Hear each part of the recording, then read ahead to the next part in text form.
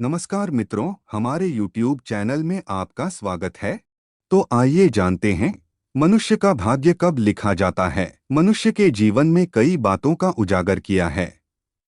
इसी तरह उन्होंने एक नीति में बताया है कि मनुष्य के जन्म लेने से पहले ही कुछ चीजें उसके भाग्य में लिख दी जाती हैं, जैसे कि आपकी शादी कब होगी, किससे होगी, आपके कितने बच्चे होंगे, आप कितनी पढ़ाई करने वाले हैं, आप शराब मदिरा का सेवन करेंगे या नहीं, आप क्या काम करने वाले हो, यह सब पहले से ही लिख दिया जाता है। जैसे कि आप जन्म लेने के बाद कौन कौन से कर्म करने वाले हो, यह सब पहले से लिख दिया जाता है। आप चाहते हुए भी इसे बदल नहीं सकते।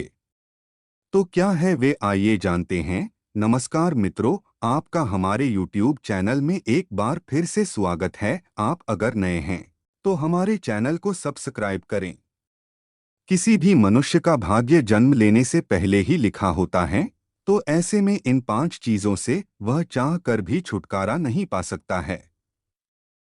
तो क्या है वे, जानने के लिए वीडियो में बने रहे। मनुष्य का भाग्य कब लिखा जाता है।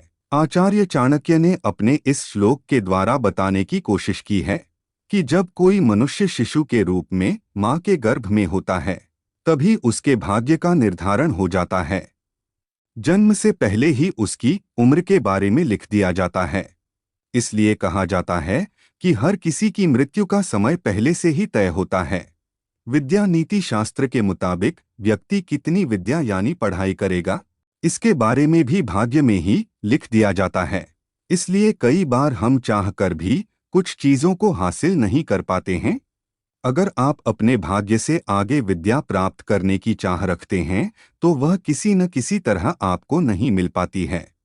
वह बात अलग है कि कई बार आपकी इच्छा शक्ति इतनी प्रबल होती है कि ईश्वर आपके कठोर परिश्रम से प्रसन्न हो जाते हैं।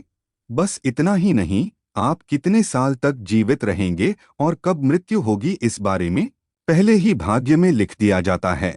चाणक्य के मुताबिक मां के गर्भ व्यक्ति की आयु लिख दी जाती है कि वह कितनी उम्र तक जीवित रहेगा और कब मौत की आगोश में समा जाएगा। कर्मचारियों के मुताबिक आपका जीवन आपके पिछले जन्म के कर्मों पर निर्भर करता है। इसलिए गर्भ के समय आपकी तकदीर लिख दी जाती है। इसलिए हर व्यक्ति को अपने कर्मों की हिसाब से सुख या फिर दुख भोगना पड़ता है। सुख समृद्धि ऐसे में आप चाहे जितनी कोशिश कर ले, अपने भाग्य से ज्यादा या कम नहीं पा सकते हैं। अगर आपको कितना धन मिलेगा, इस बारे में भी आपके भाग्य में लिखा होता है। इसलिए इंसान को अपने जीवन को बहुत ही सदाचार होकर जीना चाहिए, जिससे अगले जन्म में आप सुख समृद्धि के समय को व्यतीत कर पाएं।